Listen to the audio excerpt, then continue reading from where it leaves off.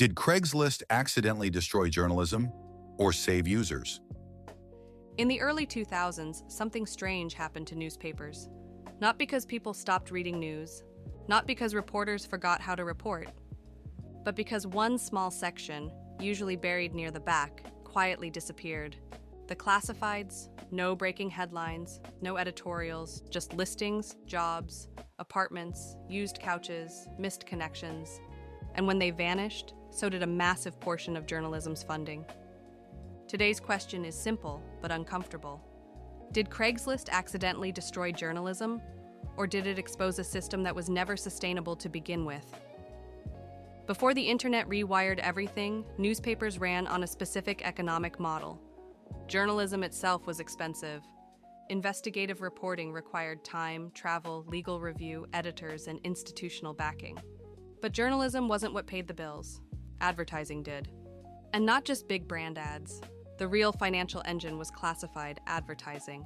For decades, classifieds were extremely profitable, low cost to run, renewed weekly, paid directly by users. In many newspapers, classifieds accounted for 30 to 40% of total revenue and an even higher share of profit.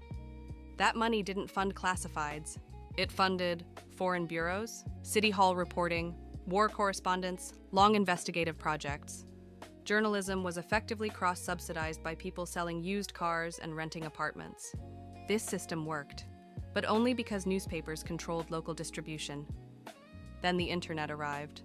Craigslist began as a simple email list. No branding, no algorithms, no growth strategy, just a practical idea. Put local listings online, searchable, and mostly free. For users, this was an immediate upgrade. Compared to newspaper classifieds, Craigslist was faster, cheaper, easier to search. Updated in real time. Posting a job or apartment no longer required. Calling a newspaper, paying recurring fees, waiting for the next print cycle. From a user's perspective, Craigslist didn't steal anything. It offered a better product. And the adoption curve reflected that. Within a few years, classified revenue collapsed. Local newspapers lost their most reliable income stream. Journalism budgets were slashed. Importantly, Craigslist did not replace journalism. It replaced classifieds. The damage was indirect, but severe. Here's the key point often missed. Craigslist didn't compete with reporting. It competed with advertising monopolies newspapers had enjoyed. When classifieds vanished, newsrooms shrank. Foreign desks closed. Investigative teams disappeared. Between 2000 and 2020, U.S. newsroom employment fell by more than 50%. Thousands of local newspapers shut down or became shells. This created news deserts, regions with little or no original reporting. But the root cause wasn't Craigslist alone. It was overdependence. Newspapers had built journalism on a revenue source completely unrelated to journalism itself. When that subsidy disappeared, the underlying economics were exposed. The system was profitable, but fragile. This leads to a harder question. If Craigslist knew it was destroying a major funding source for journalism, did it have an obligation to intervene? Arguments against that idea. Craigslist didn't force newspapers to rely on classifieds. It didn't prevent them from innovating. It didn't charge monopoly rents. It improved consumer welfare. From an economic perspective, Craigslist reduced transaction costs, increased market efficiency, lowered prices for users, arguments for some responsibility.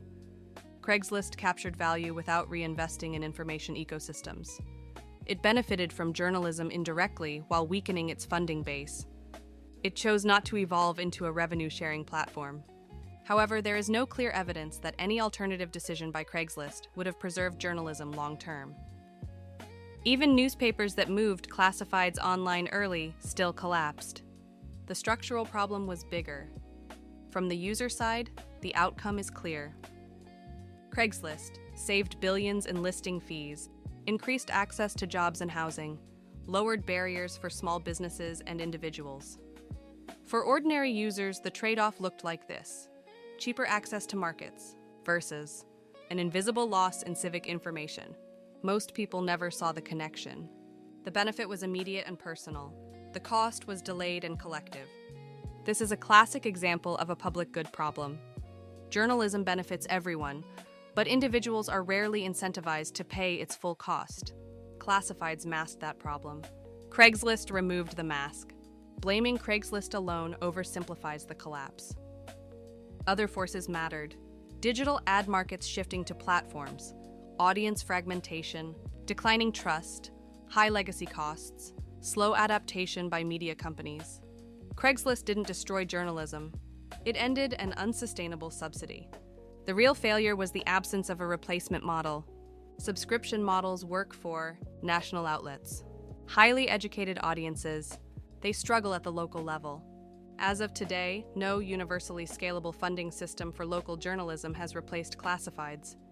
That problem remains unsolved. So, did Craigslist accidentally destroy journalism? The evidence suggests a more precise answer. Craigslist did not kill journalism. It removed a financial illusion that journalism depended on. It optimized a market for users and revealed a systemic weakness in how societies fund information.